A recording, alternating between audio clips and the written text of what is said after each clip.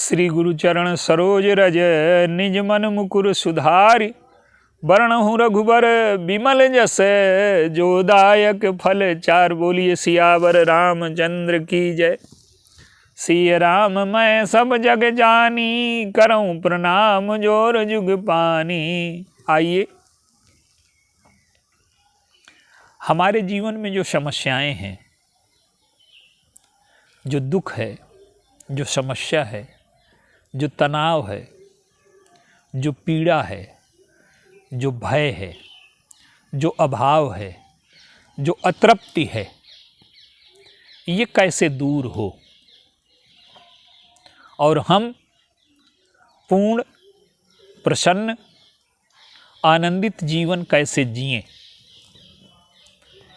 इसके कुछ सूत्र हम प्रभु के चरित्र से लेते हैं। भगवान राम, लक्ष्मण जी, सीता जी तीनों चल रहे हैं। भगवान राम आगे हैं, सीता जी बीच में हैं, लक्ष्मण जी पीछे हैं। आगे राम, लखन पुनि पाछे, तापस बेस विराजत काछे। उभय बीच सिय सोहति कैसे, ब्रह्म जीव बिच माया जैसे। अगर हम जीवन में ये क्रम स्थापित कर पाए तो हमारा जीवन भी आनंदित होगा, हमारा जीवन स्वस्थ होगा, पूर्ण होगा। गोस्वामी जी ने संकेत किया, जिन जिन देखे पथिक प्रिय, सिय समेत दो भाई। और भवमग अगम आनंद ते, बिनु श्रम रहे सिराय। जो भवमग है, ये आनंद पूर्वक कट गया उनका, और बिना श्रम के। तो ये जो हमारे जीवन की यात्रा है, तो किसी ने कहा कि त्रेता युग में प्रभु का अवतार हुआ, जिन लोगों ने देखा वो उनका जीवन मार्ग कट गया आनंद से, लेकिन हमारा कैसे कटेगा। तो गोस्वामी जी कहते हैं कि अजहु जासूर सपने हुकाऊ, अब बस ही लखन सिय राम बटाऊ। राम धाम पथ पावै सोई, और जो पथ पाव कबहु मुनि कोई। अगर स्वप्न में भी सीताराम जी, लक्ष्मण जी आकर के हमारे जीवन में विराजमान हो जाए तो हम राम धाम का पथ पा लेंगे। हमारा जो जीवन का मार्ग है, जो हमारा जीवन है, वो आनंदित हो जाएगा, प्रफुल्लित हो जाएगा, तृप्त हो जाएगा। अब क्या सूत्र हैं इनके चलने में। प्रभु जब चल रहे हैं तो उन्होंने सीता जी से कहा कि जंगल में बड़े कष्ट हैं। देखिए, जीवन में सुख है तो दुख भी है। आज समस्या क्या है कि हम सुख में साथ रहना चाहते हैं और दुख में साथ छोड़ देना चाहते हैं। और हमारी जो संस्कृति कहती है कि सुख में साथ है तो दुख में भी साथ है। संबंध कोई सुख दुख, संबंध कोई व्यापार नहीं है। आज हमने संबंधों को व्यापार बना लिया है, इसलिए हमारा जीवन दुखी हो गया। आज जीवन में हर क्षेत्र में बुद्धि हावी हो गई है, और बुद्धि तो दुकानदार है, वो हानि लाभ का गणित करती है। जिसका जीवन बुद्धिवादी अधिक होगा, वो भाव की, प्रेम की नकली बातें चाहे करे, वो उसके जीवन में होता नहीं है। तो हमने जो संबंधों का आधार बनाया था, बुद्धि को नहीं बनाया था। क्योंकि जीवन में जन्म है तो मृत्यु है, सुख है तो दुख है, हानि है तो लाभ है, जय है तो पराजय है, मिलना है तो बिछुड़ना है। जीवन इससे मुक्त नहीं हो सकता। तो सुख में अगर साथ हैं तो दुख में साथ कैसे रहें। तो सीता जी को भय दिखाते हैं, जंगल में बड़े कष्ट हैं। तो सीता जी कहती हैं कि मैं जा कहाँ रही हूं। मैं जा रही हूं अपनी माँ की गोदी में, और पृथ्वी मेरी माँ है। और जिस पुत्री को अपनी माँ की गोद दुखदाई लगने लगे, वो पुत्री है क्या। जंगल और जहां आप जा रहे हैं तो मेरी माँ की गोदी है। तो माँ की गोदी में पुत्र और पुत्री को सुख मिलता है कि दुख मिलता है। तो वहां जाकर के मुझे सुख मिलेगा। आप मुझे न डराइए, मैं पृथ्वी की पुत्री हूं, और सहने की जितनी क्षमता मेरी है उतनी किसी की नहीं हो सकती। और प्रभु कहाँ जा रहे हैं? प्रभु कह रहे हैं कि मैं पिता और माता की छांव में जा रहा हूं, पिता की आज्ञा का पालन करने के लिए। देखिए प्रभु का जो वनगमन है, प्रभु ने इसे दुख रूप में नहीं लिया, इसे सुख रूप में लिया। वो कहते हैं कि मेरे पुण्य का प्रभाव जग गया। वाल्मीकि जी ने कहा कि जंगल में आकर के तुम्हें दुख मिला, वो कहते हैं कि ना, तात बचन पुण्य मातु हित, मेरे पिता का सत्य रह गया, मुझे पिता के ऋण से उऋण होने का अवसर मिला। मुझे जीवन में ये सौभाग्य मिला कि पिताजी हमारी माँ के ऋणी थे तो वो उऋण हो जाए, तो मुझे ये सौभाग्य मिला कि मैं उनका ऋण चुकाऊं। तो पिता के वचन की स्थापना हुई, सत्य रह गया, और मेरी माता का हित हुआ। तो भगवान राम जो वनगमन है वो अपने पुण्य का परिणाम मानते हैं। हमें जीवन में कोई दुख आ जाए तो हम उसे पाप का परिणाम मानते हैं। जीवन में भगवान राम का राज्य छिन गया, सत्ता छिन गई, सारे सुख छिन गए, साधन छिन गए, वैभव छिन गया, लेकिन वो कहते हैं कि संबंधों की स्थापना तो हो गई। मेरी माता ने मुझे प्रसन्न रखने के लिए कितने व्रत किए, कितनी तपस्या की, मैं नहीं कर सकता क्या? तो हम संबंधों को छोड़ देते हैं सुख के लिए, और जो संबंधों को सुख के लिए छोड़ देता है वो जीवन में कभी सुख पाएगा ही नहीं। तो जिससे हमने सुख लिया है उसे सुखी करना हमारा कर्तव्य है। तो प्रभु सीता जी जो जा रही हैं वन में, वो माता की गोद में जा रही हैं, और जो प्रभु जा रहे हैं वन में वो पिता की आज्ञा और माता को प्रसन्न करने के लिए, छोटे भाई को बड़ा बनाने के लिए। तो जब हमारे जीवन में सीता जी से कहते हैं कि जब वन में चले तो कांटे लग गए, कांटे निकाल रहे हैं।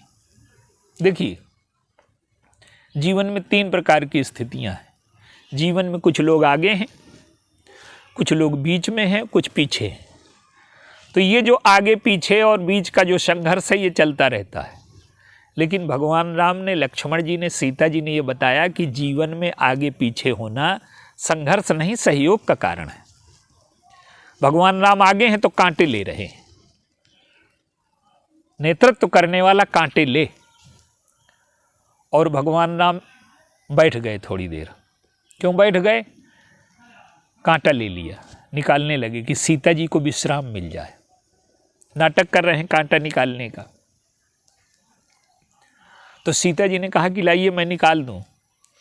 तो उन्होंने कहा कि नहीं, तुम्हारा काम, भक्ति का काम मेरे चरणों तक पहुंचाना है, और जो चरण में आ गए हैं उनको निकालना नहीं है। तो सीता जी कहते हैं कि तुम्हें कष्ट हो रहा होगा। तो वो कहते हैं कि जिस पृथ्वी ने मुझे सीता जैसी पुत्री दिया, उसी पृथ्वी ने मुझे कांटे दिए। तो हम फूल को स्वीकार कर लें और कांटों को अस्वीकार कर दें, ये जीवन में संभव नहीं है। तो जिससे हमें सुख मिला, उससे अगर हमें दुख मिलता है तो हम उसे स्वीकार करें, उसमें पीड़ा अनुभव न करें। तो प्रभु क्या करते हैं कि कांटे निकालने का नाटक करते हैं। अब लक्ष्मण जी को प्यास नहीं लगी, लेकिन लक्ष्मण जी कहते हैं कि मुझे प्यास लगी है, मैं जल ले आऊं।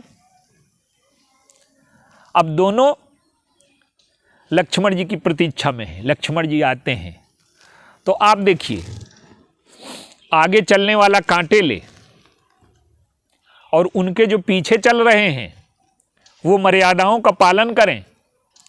लक्ष्मण जी पीछे चलते हैं, जीवन भर मर्यादाओं का पालन करते हैं, सीता जी की मर्यादा और भगवान राम की मर्यादा। और तीनों यात्रियों में सबसे बड़ी होड़ क्या है? भगवान राम ये चाहते हैं कि ये दोनों किस प्रकार से प्रसन्न रहेंगे। जीवन की यात्रा में अगर हमारे साथ जो लोग चल रहे हैं उनकी सुख सुविधा का, प्रसन्नता का हम ध्यान नहीं रखते तो जीवन की यात्रा हमारी ठीक ना होगी। और गोस्वामी जी ने क्या लिखा? जेहि विधि लखन सिए सुख लहहीं, और सोई रघुनाथ कहाहीं सोई करहीं। हम सोचते हैं कि हमें सुख मिले, साथ वाला भाड़ में जाए। तो जब हम अपने साथ चलने वाले यात्रियों के सुख दुख की भावना का ध्यान रखते हैं, भगवान राम आगे चल करके संकट, कष्ट और विपत्ति स्वयं स्वीकार करते हैं, पीछे चलने वालों के लिए निष्कंटक मार्ग छोड़ देते हैं। सीता जी और लक्ष्मण जी के पैरों में कांटे किसी शास्त्र में नहीं लिखा कि लगे हैं। तो हमारे जीवन में जो ये तीनों यात्री हैं, इनके रहने का ढंग, इनके चलने का ढंग, ये कौन है? लखन राम सीता सहित राजत परन कुटीर, और भगति ज्ञान वैराग्य जनु शोहत धरे शरीर। जीवन में तीन वृत्तियों का सामंजस्य होना चाहिए। हमारे जीवन में भक्ति भी हो और हमारे जीवन में वैराग्य भी हो। हमारे जीवन में राग तो होता है पर वैराग्य नहीं होता, और जब वैराग्य और ज्ञान नहीं होता तो राग हमारे जीवन को दुख की ओर ले जाता है। तो भक्ति हो, दूसरों को सुख पहुंचाने की वृत्ति हो, दूसरों का दुख लेकर के हम प्रसन्न हों, ये वृत्ति हो।